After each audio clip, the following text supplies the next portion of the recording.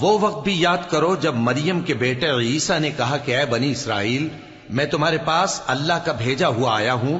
جو کتاب مجھ سے پہلے آ چکی ہے یعنی تورات، اس کی تصدیق کرتا ہوں، اور ایک پیغمبر جو میرے بعد آئیں گے جن کا نام احمد صلی اللہ علیہ وآلہ وسلم ہوگا، ان کی بشارت سناتا ہوں۔ پھر جب وہ ان لوگوں کے پاس کھلی نشانیاں لے کر آئے تو کہنے لگے کہ یہ تو سراسر جادو ہے، اور اس سے زیادہ ظالم کون کہ بلایا تو جائے اسلام کی طرف اور وہ اللہ پر جھوٹ بہتان باندھے،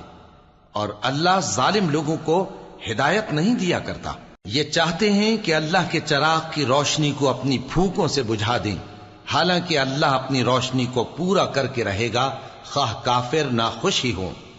وہی تو ہے جس نے اپنے پیغمبر کو ہدایت اور دین حق دے کر بھیجا تاکہ اسے سب دینوں پر غالب کرے،